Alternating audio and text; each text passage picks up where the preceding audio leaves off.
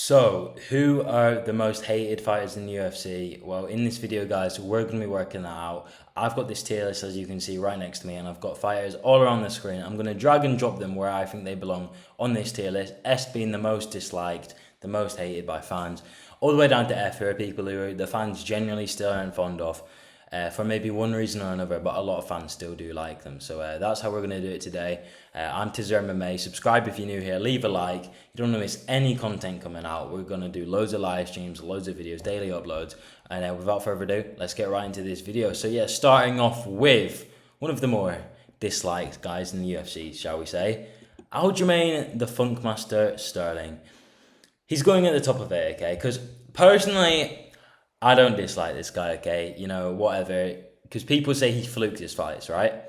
So let's look at his last few. So he fought TJ, he's fought Henry, and prior to that, he fought Yan in the rematch. And people criticize his Yan win. They say, oh, whoa, you didn't deserve that. That wasn't your fight. I personally thought he won that fight, to be honest. So I'm not going to critique him for that. Then people said, oh, well, you didn't even beat TJ because he had a popped shoulder. So that's not even fair.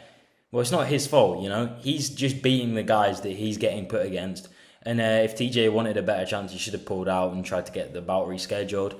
Obviously, I know that would have been difficult. And then obviously, he beat Henry Cejudo, and people said he didn't win that fight. But honestly, I think he probably did win that fight. It was very close though.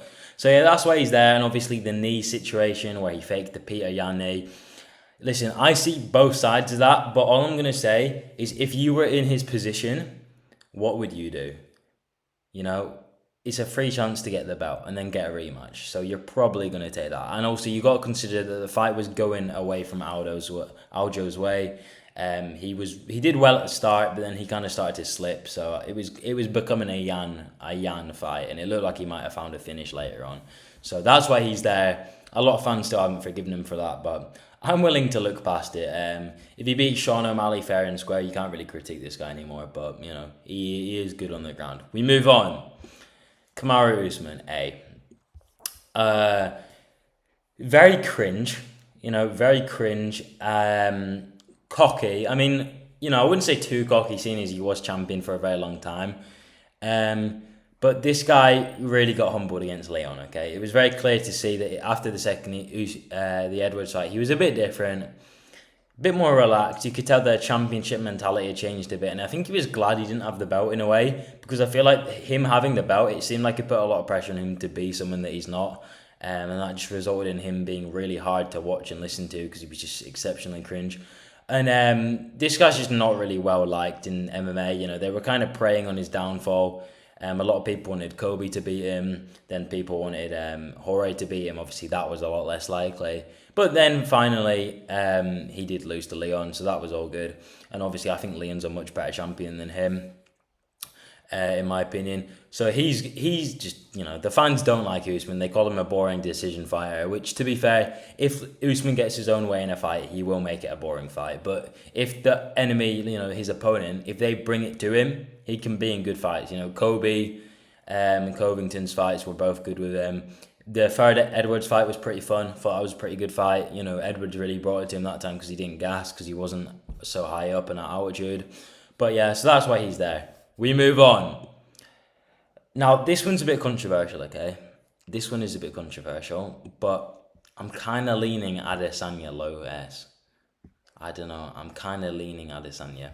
So the thing is with Adesanya is people are going to comment now, Adesanya's not hated, and just give me loads of shit like that. But truth be told, Adesanya's like one of them characters where you either love him or hate him, you know? So a lot of people don't like him.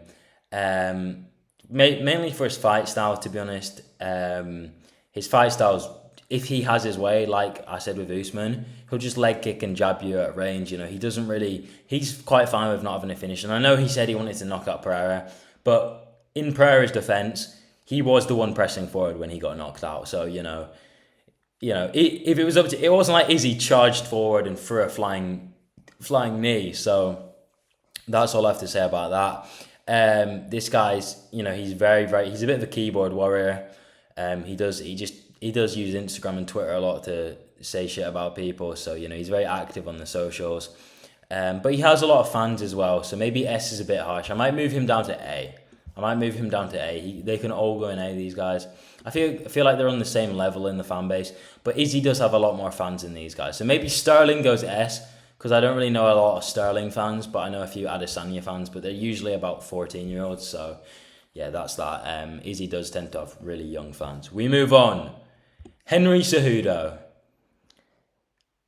A, okay? Very cringe again, but he's kind of like, you know what you're getting at Henry Cejudo, you know it's going to be cringe. He is actually a 2-division champion, and you've got to respect him. He takes pretty hard fights. The fight against Aljo, I'd say he's at a good disadvantage again in that one, because Aljo's a lot bigger than him. Aljo's a weight bully.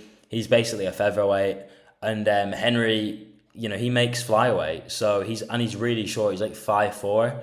So, fair play to Henry for fighting someone who's much bigger than him and making it competitive. So I'm not really going to criticize him at all. I think he's brave, and he's had good fights, good finishes. Some of them have been early stoppages, but it's not his fault. That's the ref's fault. Very cringe. But, I mean, he's trying to sell pay-per-views. It doesn't work.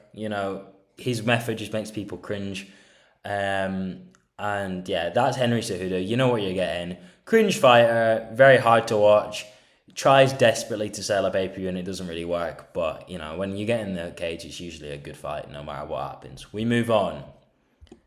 Luke Rockhold. Now, Luke Rockhold's going in D, okay? And this is more of a personal one because in his last 2 years or so, obviously, he made his return.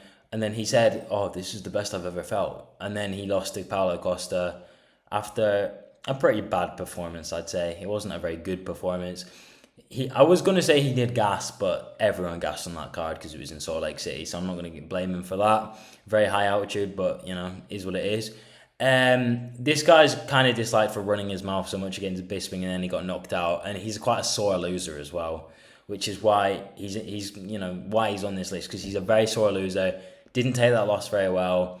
He's come to terms with it now, though. I've seen, their friends and whatever I've seen on Bisping's social media. So there is that.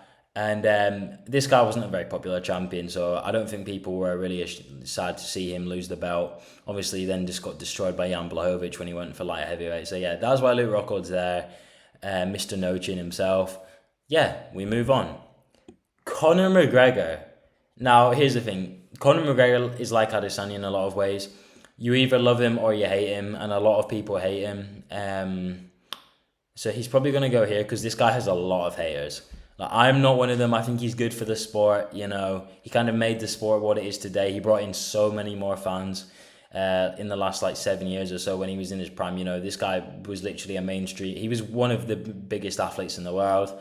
And he obviously got a lot of people into UFC and made it into, the more mainstream sport that it is today, because it was a little bit more niche back then. You can't forget that. So, a lot of fighters say he's an idiot, but they have to thank him for actually giving them a job, because, there's no guarantees that without Conor McGregor, the UFC would be where it is today. He really took the sport to new heights. But this guy does have a lot of haters for all the things he said. He said some out-of-pocket things to some of his opponents, particularly Khabib. He did say a lot of stuff to him.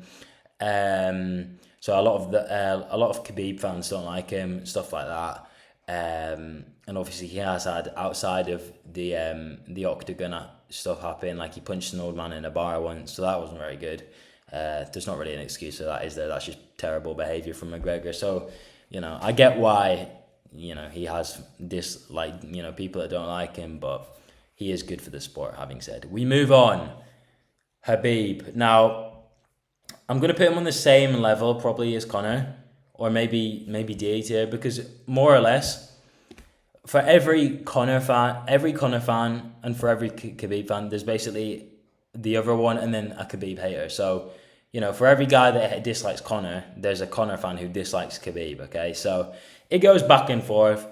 But to be honest, I feel like Khabib's getting a bit more respect now. I don't think he's on the same level as hate anymore. As people still just absolutely destroy Conor in comment sections. Khabib doesn't really get that. Ever since he's retired, he's been out of the conversations, and Khabib's never really done anything wrong particularly. I think he was a good fighter. Some of his fights were a bit boring, but he was just trying to get the W. And some of his fights were good. The McGregor fight was good. Poirier fight was alright. Gaethje fight was alright. And yeah, so, and I think he's pretty funny. So I'm a Khabib fan. I'm a Conor fan too, though. But, you know, a lot of guys just pick a side and then they just think, oh, I can't like the other guy. So that's the end of that. So that's why he's there. But recently, definitely more forgiveness on his side than Conor's side, because Conor's just still making issues for himself. We move on. Sean O'Malley. A lot of guys don't like Sean O'Malley, okay? Yeah, Sean O'Malley he seems to be like the new Conor in some people's eyes. I think people are scared that he's going to become the new Conor. Obviously, he's fighting Aljamain. I'm predicting him to probably get subbed in that fight, maybe lose it. I don't know. I doubt he's going to be able to catch Aljamain, but we'll see, because Aljamain's sterling stand-up isn't that good. But yeah, a lot of people do say that he's running his mouth and he's a can crusher. But to be fair, his last fight was against Jan. He is anything but a can. So you can't really call O'Malley a can crusher anymore. But then people still are going to hate on him because they said, oh, you got the robbery there. You got the robbery decision. You didn't win that fight. So, you know, he has issues like that. Kind of an Aljamain Sterling situation where no matter what you do, you're going to get hated on. So he may as well just roll with it. But definitely a future star in the making. And this guy has a lot of fans. He's very entertaining. The US market love him. I know that. A lot of the European market love him as well. So, yeah. So, you know, he's got fans. But he's also got a few people that don't like him. We move on. Dustin the Diamond Poirier. And people are going to get mad at me for this. And, you know, I'm going to explain why. So the reason that Dustin's here is because although basically like 90% of UFC fans like him, including me, occasionally he wins a fight and then he becomes a bit weird. Like he kind of is a sore winner. I've never really seen anything like it. Like he wins a fight, then he starts talking trash, which is really strange. I've never really seen that before. Like against Chandler, you know, he's like, oh, you're a dirty fighter, you know? And he's saying like, oh, stop your fish hooking me, which is understandable, but then he's done it before. So he's done it in previous fights. He gets salty, like he starts bragging when he's won. It's really weird. It's like he's kind of forgot that the fight's done now, and now you don't have to like be mean to them. You can just be friends with them.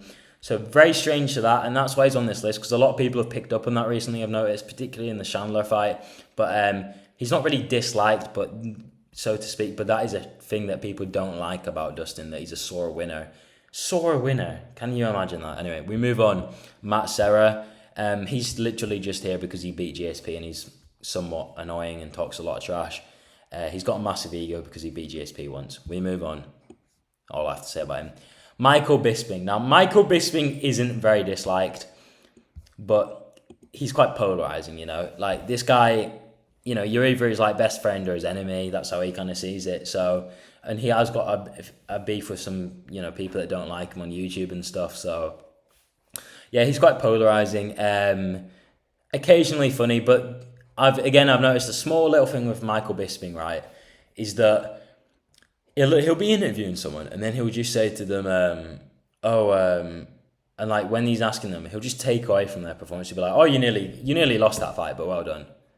Like, he's like, oh, terrible on the feet, but once you got it to the ground, you were a lot better, so you won that, well done. Or like, wow, I'm really surprised you won that. I thought you were going to get destroyed. You're terrible. How did you win? Like, it's stuff like that. And it's just a bit weird, and I don't know why he does it. He should just say, congratulations, well done on your performance. Let's have a look at why you won. Stuff like that, okay? So, I don't know. Maybe he's just a bit bitter that he ain't in the cage getting wins anymore, but we'll see. Moving on. TJ Dillashaw. Actually, Henry's going here, I think. TJ Dillashaw. I think he's going in S, okay? Or he's going in S or A. It's hard to tell. Maybe A. But TJ is kind of hated by the community because he did steroids or something like that. But then it's a bit of a double standard because a lot of UFC fighters have been popped and no one else carries the same allegations for them, particularly John Jones. Everyone just kind of ignores the fact he ever popped. But TJ popped in. He's like, you know, he's a snake. You know, he's a snake. He's a cheater. He would have never won the belts without it. So, you know, just goes to show the double standards of some fans. This guy's a good striker, though. You know, steroids or not, he would have still probably won the belt, in my opinion. This guy was good. His hands are really good. He was pretty well rounded. He wasn't too bad on the ground. So, yeah, I think, you know, he popped. You know, he took his time off. He obviously shouldn't have done that. But then he came back clean. So, you know, what else do you want from him? He did the right thing in the end. He apologized, and he shouldn't have done it in the first place, but at least he handled it right when he got caught. And he's better than a lot of people who got caught and didn't apologize or just completely denied it outright. So when we know they have been doing it. So, you know, people just hate him because he was honest, which is a bit weird. Obviously he's done other things, like he's a bit of a snake. I think he had some like gym changing problems when he like started saying stuff behind their back. So there's that. So it all adds up. But yeah, obviously I've missed a few people. I think Ian Gary could maybe make this list now. I think he's great. I think he's pretty funny. He's got a big ego, but you know, he's a UFC fighter. So I'd probably put him in E right now, or D. A lot of fans don't like him after the Jeff Neal mugshot picture. They're like, oh, he's going to get knocked out, he's going to get humbled. So we'll see. You know, it's a risky fight for him. But that is the tier list. And obviously I've missed some people, so let me know that down below in the comments who I've missed and who else should be added to this tier list and why. And leave a like if you enjoyed the video, guys. Thank you so much for watching. Subscribe if you're new here. You don't want to miss any future content. Join the Tiz Army. Subscribe. I do streams pretty much every night, more or less. And I do pretty much daily content, so you don't want to miss that. Thank you guys for watching. I'll see you in the next one. See ya.